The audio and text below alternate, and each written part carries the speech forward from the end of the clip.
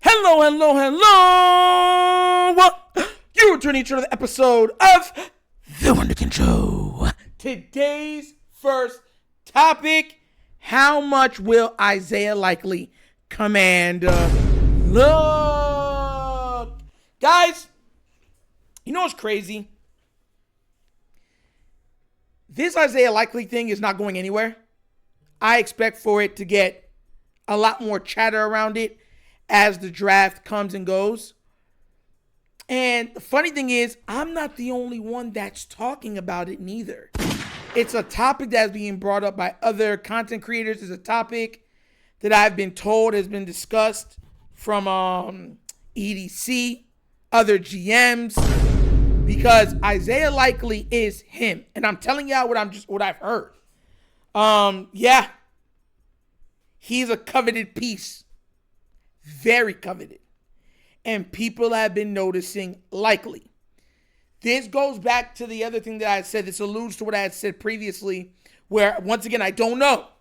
But I'm saying if the Ravens had tried to give Likely a low contract, this would furthermore let me know that the market is dictating that somebody's going to be willing to pay top dollar for Isaiah's services.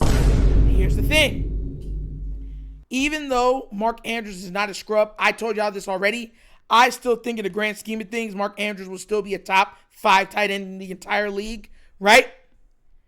I said that Likely can have the undeniable effect to be considered the number 1 tight end in all of football. And I mean, like, he has the upside of a Travis Kelce. You understand where I'm coming from? Like, people are not taking that into consideration when they make their assumptions or they make their grades or they talk about how they want to keep Mark Andrews. And this is exactly why I said, you know, as much as Mark Andrews is still a very good player, why I would rather the Ravens move on from him, get draft capital that we might be able to use this year for him, right? And turn the reins over to an Isaiah Likely, because either way, you're going to have to pay him. Mark Andrews is getting older, everything else. Are you going to feel comfortable paying him top 3 tight end money? Most likely not. So then you look at Isaiah, like, he's young, athletic. Man, the kid is absolutely explosive. You can make the excuse of giving him McBride money. You understand where I'm coming from? And McBride's the guy, the tight end from the Cardinals, who I thought could be in the market for a Mark Andrews. They said, nope, we got our guy. So that leaves, to me, the Chargers. Yeah, the Chargers, to me, would be the other team that I could see him going to. Straight up. That could use his services. Him or them or Miami. Or what they might want as him as a safety blanket for a young QB. So he could end up going to one of the young QB places, a dome team, you know what I mean, where that guy needs a safety valve, somebody that's consistent, somebody that's reliable, at least during the regular season. If he's playing in a dome, then the weather shouldn't be a problem in the playoffs if they get home field advantage. So, you know what I'm saying? Like, that's another thing I'm looking at. But I keep going over these numbers. I keep going over everything else. It just seems very ignorant to not turn the reins over to Isaiah Likely. It's not just because I like him a lot, pause. It's not because I believe in his ability. It's not because I called and said, hey, he's going to be that guy and I want to be correct. No, it's none of those things. The tape speaks for itself. He is a yak monster. He eats up the middle of the field, and he has shown the ability to go deep. And he has the consistent hand and playmaking ability to be a number 1 target on almost any and every team within the NFL. And mind you, hold on. In case you think I'm the only one, they were talking about it in another Ravens podcast. Listen to this. If you think I'm joking, because I'm not the only one. Come next season or close to it, just because of the way the market's set up and because of his production value and what he's able to offer your football team. Andrew's a little bit older, but still, again, to your point, I still think he's a top 5 tight end. A lot of people like to make a big deal out of the postseason success, and there is some credence to that. But overall, games matter. I mean, why does week 1 and 17 not matter in regards to his performance? I think it does matter. So, in my eyes, he's still a top 5 tight end. So he will get like I said, top 5 money, in my opinion. Maybe not the highest paid tight end, but certainly maybe more than what Evan Ingram was able to get this offseason. He'll command some money. Depends on the contract, especially if he doesn't get traded and he's just released without being, well, not released, but he's not re-signed after the offseason. And another team, the Ravens ain't giving off for nothing. The potential for him to get a big contract increases dramatically, as opposed to being traded, and maybe the team acquiring him maybe wants a little bit of a friendly contract to compensate the compensation given up for his services. So I think that Isaiah likely will be the highest paid tight end, just because of what I assume he'll be able to do on the field this next season. And Mark Andrews still, again, top 5 tight end. He'll be able to command some money, but definitely not up there in the likes of McBride or potentially likely. It's what I'm trying to tell y'all, man. I'm not the only one that's thinking this.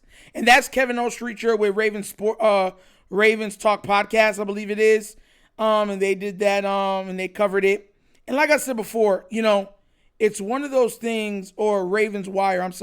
Ravens Wire, and he's a producer on Locked On Ravens, right? So that's what I've been trying to tell you. I'm not the only one that thinks this. It's common sense. Likely jumps off the film. It would be malpractice. It would be egregious if we did not do everything and anything in our power to make sure that he's one of the top, if not the top target from Lamar. If it's if I'm making this decision, Zay Flowers is the number one, target. Bateman's not the number 1 target. No, it's Isaiah Likely. I be motioning him out, everything. Isaiah Likely's that good. And if he blows up, Zay's going to be even more open. Bateman's going to be even more open. And I don't think you could probably guard them all day with one-on-one coverage and expect to be successful. I think they're going to go off. Because it's a counterbalance. If you start targeting Likely more and everyone's like, yo, Likely, that's their guy, they're going to have to put more resources to try to slow down Likely, which is going to open up more resources for Zay, open up more targets for Bake, and they're going to get off. They're going to get to cooking, barbecue, chicken, and there's going to be a lot of slapping around. You know the Wunderkind slap. If you don't know, now you know. You understand where I'm coming from? So that's the reason why. It's not just to say I want to see Likely, do all these great things and break all the records. Of course I want to see him do all that. But it opens up more things in the pass game even further. When you have a guy that everybody knows the ball can go to and it's hard to stop, even when you put 2 people in you can't stop him, it opens up the field for everybody else. You saw how differently Kansas City looked with Tyreek Hill and without Tyreek. Even though they won titles, their offense looked drastically different. Because when you have a Tyreek opens up the entire field. There were times where Kelsey was just running untouched, wide open. Next, the closest person to him is 12 or 13 yards. And it's like, that's Travis Kelsey. How do you leave him that open? We'd rather Travis get off than Tyreek. It's just facts. I'm not being ignorant. I'm being honest. The guy to do this now.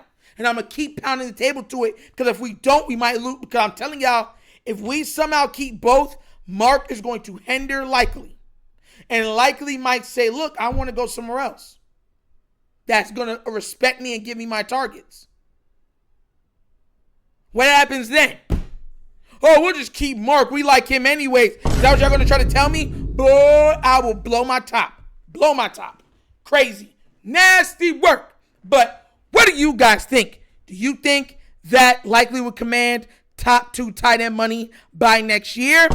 And if he does, do you think that's the way the Ravens might say, he's might too expensive. We might go on and just keep Mark Andrews and let Likely move on?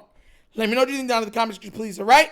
Because remember I said Zay Flowers might outprice himself in Baltimore. But as always, that's the episode of The Wunderkind Show. Thank you for watching. Yeah, now we get down, we have fun, and we laugh. But everything we talk about, we do what? Facts and truth. Please do remember, like, subscribe to the notification bell, and leave a comment. You know, I love the comments. If you have not done so, check out The Wunderkind Show morning show. Yes, live, Monday through Thursdays, 9:30 to 10:30 a.m. in the morning, where we have a great amount of fun. We talk all sports. We talk hot topics. And also, at the end of every show, we have a nostalgia closeout where we touch on something from the 70s, 80s, 90s, early 2000s. Today's was Grease. Yeah, we had some questions and stuff with trivia on Grease. Asked everybody what this musical was. It was great. Great movie. So be there or be square, okay? Also, if you'd like to donate to this channel, help out with equipment, such stuff like that, bottom of the screen, QR code to a Cash App. Cash App located in the description of every video that we do. Name of it is money sign, The Wunderkind Show. Super easy. But that's the episode of The Wunderkind Show. This show is not just signing off, and as always, you know my slogan. Peace. And I am out of here. Huh? Yerp. Finish him, Daddy.